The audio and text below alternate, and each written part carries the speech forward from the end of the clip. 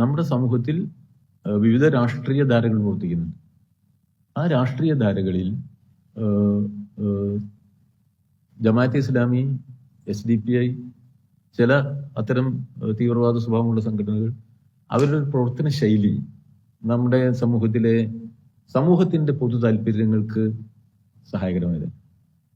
സമൂഹത്തെ വർഗീയവൽക്കരിക്കുക എന്നുള്ള നിലയ്ക്കുള്ള വീക്ഷണങ്ങളെയാണ്. ഇതിപ്പോ അങ്ങേപ്പുറത്ത് ഇവരെക്കാൾ എത്രയോ കരുത്തോടു കൂടി RSS പ്രവർത്തിക്കുന്നുണ്ട്.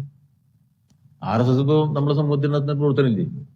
എത്രയോ വലിയ വർഗീയ ഏകീകരണത്തിന്റെയും ധ്രുവീകരണത്തിന്റെയും ഒരു വഴിയാണ് RSS ഇവിടെ ഉണ്ടാക്കുന്നത്.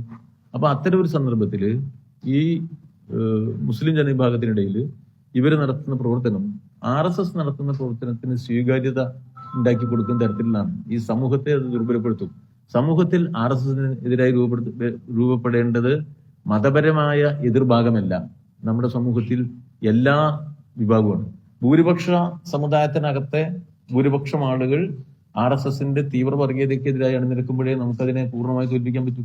അല്ലാതെ RSS ഉയർത്തുന്ന വെല്ലുവിളിക്കെതിരായി ഒരു മറുവർഗീയത എന്നത് പ്രായോഗികമല്ല, ഗുണപരമല്ല.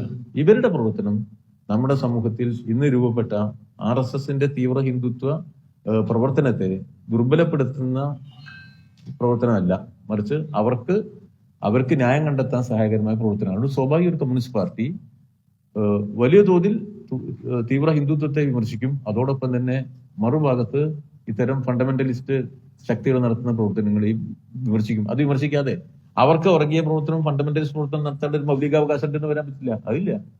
RSS വലിയ തോതിൽ നടത്തുകയാണ്. ഇവര് മറുഭാഗത്ത് നടത്തുന്ന പ്രവർത്തനവും സമൂഹത്തിന് ഗുണമല്ല, ജനങ്ങളെ വർഗീയമായിട്ട് വിഭജിക്കാനല്ല, എല്ലാവരും ഒന്നിപ്പിച്ച് കൊണ്ടുപോകാനാണ് നമ്മുടെ സമൂഹം ശ്രദ്ധിക്കുന്നത്. അതാണ് ഇന്ത്യയുടെ പാരമ്പര്യം. ഇന്ത്യ ഒരു വലിയൊരു നാഷണൽ മൂവ്മെന്റിന്റെ പശ്ചാത്തലമുള്ള നാടല്ലേ. അപ്പൊ ഇന്ന് ഗാന്ധി ഇന്ത്യയിൽ. അപ്പൊ ആ ദേശീയ പ്രസ്ഥാന പശ്ചാത്തലമുള്ള സമൂഹത്തെ വിഘടിപ്പിച്ച് നശിപ്പിക്കാനുള്ള പ്രവർത്തനത്തിന്റെ പക്ഷത്താണ് ഇവർ നിൽക്കുന്നതിലുകൊണ്ടാണ് RSSനെ വിമർശിക്കും. ഇവര് നടത്തുന്ന പ്രവർത്തനത്തെ വിമർശിക്കും.